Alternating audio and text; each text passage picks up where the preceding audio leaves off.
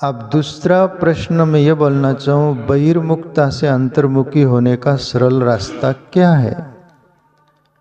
बहिर्मुख करीब करीब दुनिया 95%, 95% है, 5% लोग अंतर्मुख है। अब बहिर्मुखता को अंतर्मुखता करने के लिए ईश्वर नाम स्मरण करो। नाम जपते जपते अंतर्मुख हो जाओगे आप, या तो फिर ध्यान साधो, मौन चुप सन्नाटा, अंतर्मुख अंदर उतरने लगोगे। और जितना गहराई में जाओगे उतना अंतर्मुख होंगे, और अंदर क्या है हमारे वो प्रगटने लगेगा। एक नाम और दूसरा ध्यान,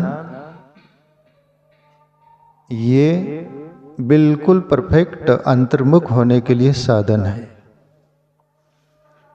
और ये दोनों भी नहीं कर पा रहे तो कर्म करो, ऐसे काम करो जो निस्वार्थ भाव से दुनिया के हित के लिए, प्रकृति के हित के लिए, जो भी शुभ, बाकी ध्यान मग्न होकर करो। कौन आ रहा है, कौन जा रहा है, कौन बोल रहा है, क्या कर रहा है, किसकी फिक्र ही मत करो, वो भी अंतर्मुख की तरफ ले जाएंगे तुमको।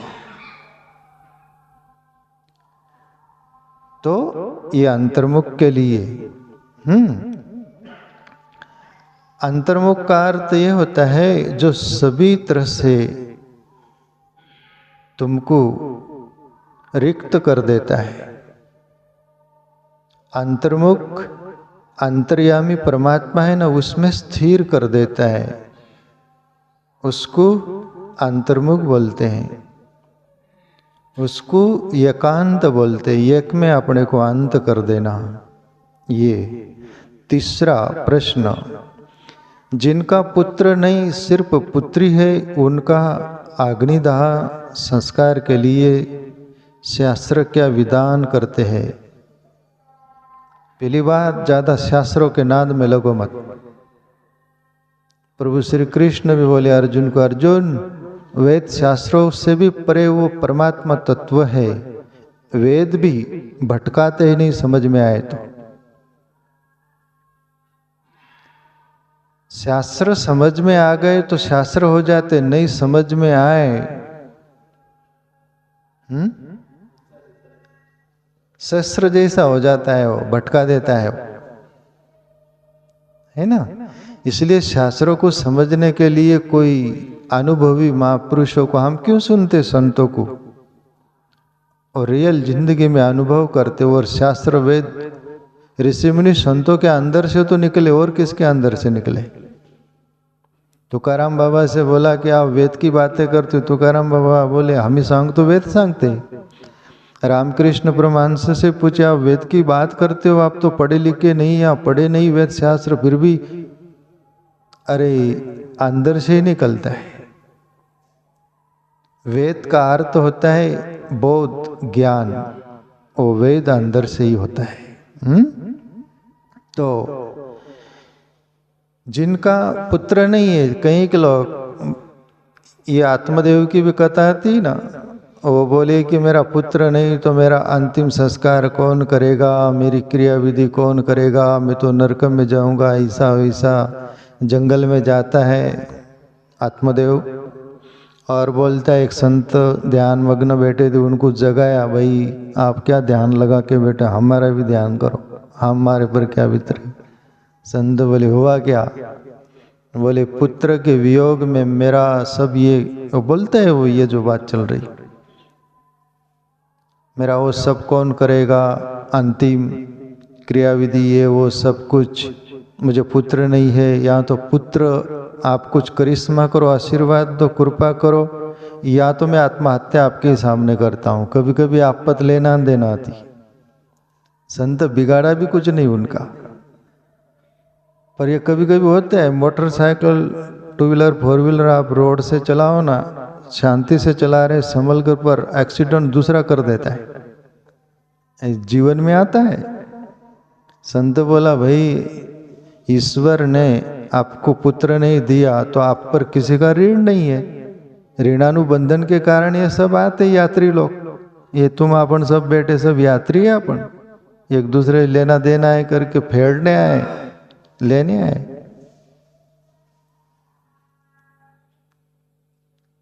मैं पढ़ा था और आप भी पढ़े होंगे, कुछ साल पहले जाहिर चला था दुनिया में, वो एक लड़का पैदा हुआ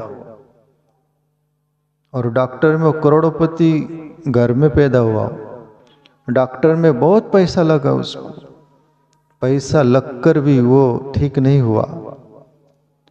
और कहते हैं कि आखिरी ऐसा हुआ कि वो लड़का बोलता है वो डॉक्टर की फी इतनी हुई, वो आदमी उसका बाप जो था वो फी चुकाया, और सब अंतिम बात होती उस लड़के से कि भाई इतना सारा करके भी आप बच नहीं रहे। बोले बचना कुछ नहीं, मेरा ऋण था ये मेरा पिताजी पर, उसका बेटा बन के आया हूँ, और मेरे पर आपका कर्जा था। बोले वो जो डॉक्टर था उसको बोले आपका भी पूरा करने आया हूँ, और उस पर मेरा कर्जा था उससे लेने आया हूँ, तो उससे लिया तुमको दिया, मैं निमित्त बना, लेन देन पूरा हुआ। या कौन किसका बेटा और कौन किसका बाप, यहाँ सब वो चलता है। वो संत बोले आत्मदेव आत्महत्या मत करो, ईश्वर ने आपको पुत्र नहीं दिया, आप पर किसका ऋण नहीं, खुद ईश्वर का भजन करो ना, मौका मिला है ना। पर मनुष्य इतना बावला है ना, मौका भी मिल जाए तो वो बोलता है ये मौका का मैं करूं क्या। यीशु क्रिस्त जीसस रास्ते से आ रहे थे, 3 लोग मिले, एक रोगी, एक कोई फांसी ले रहा था, कोई क्या, ऐसा 3 प्रकार के लोग मिले। उनको जीसस सर पर हाथ रखे और स्वस्थ कर दिए, भले चंगे हो गए, और जीसस आगे चले गए यीशु क्रिस्त। और फिर बाद में कभी लौट रहे थे तो 3 व्यक्ति, एक वेश्यागामी बन गया, एक शराब पी रहा है, एक लोगों को मार रहा है। तीनों से बोले बारी बारी से जीसस कि भाई ऐसी ये काम के लिए तुमको जिंदगी दिया था मैंने। बोले तू ही आदमी है ना, हम मर रहे थे, अच्छे भले अच्छे खासा आपने जिंदा किया ना, तो ये मेरा दोष नहीं है, दोष आपका है। अभी जिंदगी मिली तो हम करें क्या उसका, यही करेंगे। परमात्मा ने हमें जिंदगी भी दे देना तो हम यही करते। मर रहे ना तब घर कुटुंब परिवार मोह के लिए धन कुछ जो भी कुछ है उसमें अटकता है मन, उसके लिए ईश्वर को बोलता है हे प्रभु और जिंदगी दे, मरना नहीं चाहता, डॉक्टर ये वो सब दुनिया भर का कर ले। देश देश से वेद बुलाया, लाया जड़ी और बूटी, जड़ी बूटी तेरे काम ना आई जद राम की घर की खुटी। ये कबीर साहब बोले, वहां की खत्म ही हो जाती तेरा, तू लाख कर लेना, कुछ काम नहीं आता। आत्मदेव बोले कि भजन कर बंदे, किया नहीं। फिर वो संत फल देते, वो बहुत बड़ी कहानी में ज्यादा लेता नहीं। फिर वो धुंधकारी पैदा होता है, मारता है आत्मदेव को, उसकी माँ को भी ऐसी की तैसी, बहुत बड़ी कहानी है। आपको मालूम है, पर मैं छोड़ दिया थोड़ा सा। तुम्हारे नसीब में जो नहीं वो तुम चाहो ना, फिर उल्टा ही होता है, पासा उल्टा पड़ता है। जो तुम्हारे भाग्य में है, ये बेबी बेटी बॉम्बे से कल्याण से वो मुझे कभी कभी कुछ भेजती अच्छे विचार, एक बार वो भी भेजी थी कुछ, और उसमें लिखा था कि जो तुम्हारे भाग्य में है वो सहज तुम्हें मिलेगा, और जो नहीं है तुम लाख कर लो तो भी नहीं मिलेगा। No doubt, I agree. अब भी एग्री हो सकती इसमें, आई एग्री। जो अपने नसीब में प्रारब्ध में वो सहज मिलेगा, उसके लिए प्रयास नहीं करना पड़ेगा, और जो नहीं है प्रयास लाख कर लो नहीं मिलेगा। इसलिए खुशी से आनंद से क्यों नहीं जियो, जिंदगी मिली ईश्वर ने दी है ना। पर मनुष्य जो उसके पास नहीं वो चाहता है, जो पास है उसको देखना ही नहीं चाहता है। ये मनुष्य की भूल है प्यारे मित्रों। तो ये भाई साहब के प्रश्न आपको जितना समझे उतना ठीक, नहीं समझे तो आपकी मर्जी, आपकी जिंदगी है। जो मुझे बोलना था बोला।